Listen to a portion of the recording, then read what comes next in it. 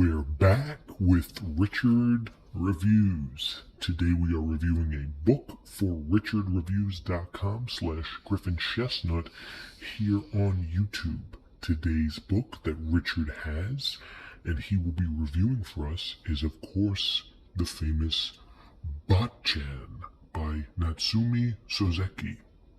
This is a Penguin Classics, and it is the famous Natsume Soseki, a Japanese novelist who lived in the Elden times and wrote sporadically throughout his career.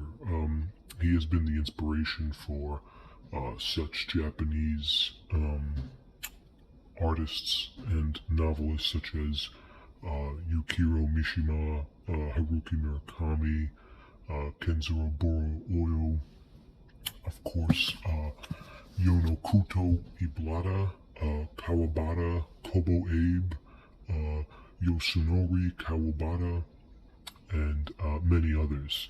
So he has been an official figure in the Japanese community and the Japanese figurine congestion. This is Richard's personal piece that we will talk about. It's an official Penguin Classics. So it's an official Penguin Classics. And this piece is officially Richard's piece. We hold it right here for Richard. He is here. He is going to review it for us. And this is an official piece. This is Richard's personal piece that he received. As you can see, it is soft cover. Because it has a lot of great bend to it. But we're going to get into the whole condition of the piece in just a sec. Richard would like to say a few things about the piece. Being it reminded him it was written by, of course, Natsume Soseki, and the story, of course, was later adapted into a video game. And it was on mainline television in Japan in 1995. According to a regional error in 1967 by the same author who wrote the book The Woman in the Dunes. This was later adopted into other stories, including the idea of technology was to be helped to usher humanity at the utopia and horror of a more realistic concept. Of course, the religious people were afraid to move on to people like this, put into existentialism, some exorcists, and of course the free water right that was publicized heavily in Japan in the early 1900s.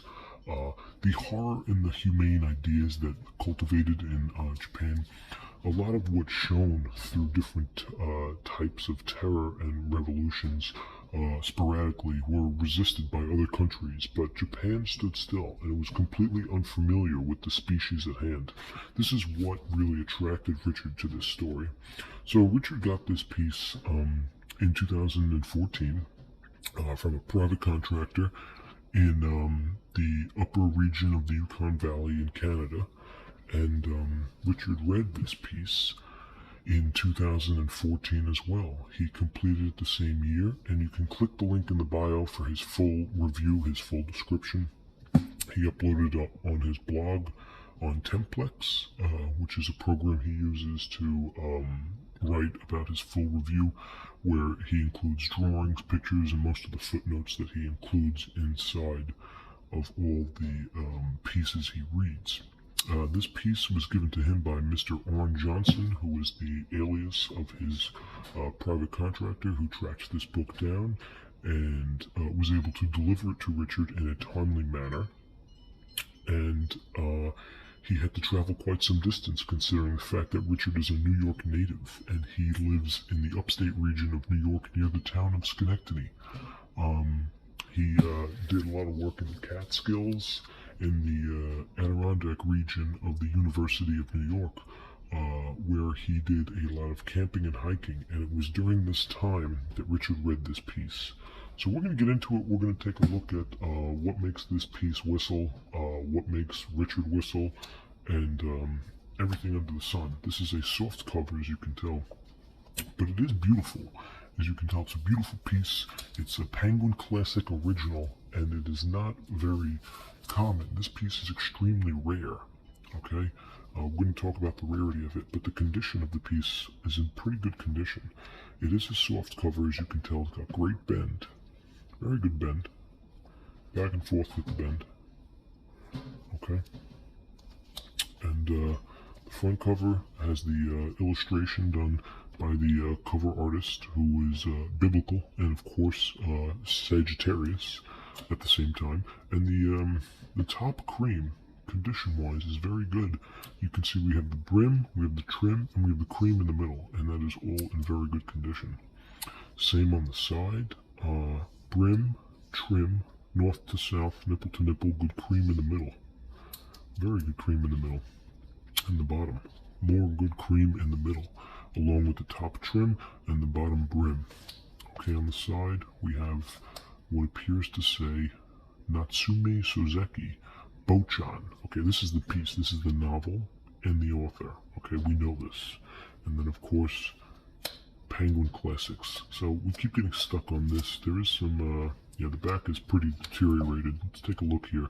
So there is your natural praise for the piece, a small synapse of the story at hand, what you're going to get into, what you could get into, what you won't get into, different scenarios, systematically revolutionary, and a little bit sweet and salty at the same time.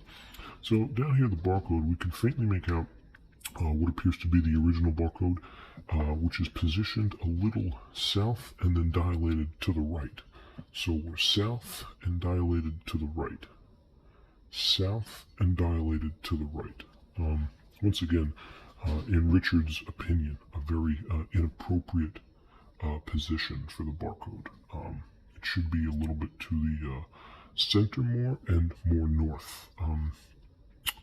Regardless, it looks like at some point somebody slapped another sticker barcode on top.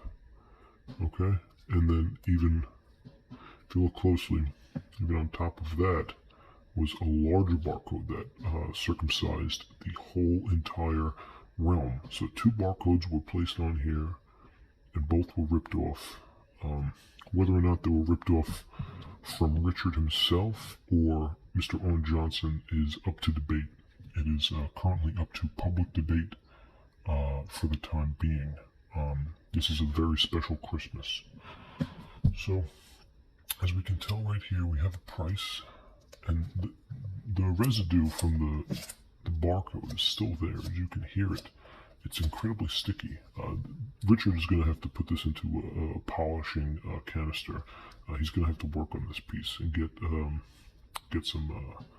it fixed up a bit. It's not ready for his collection yet.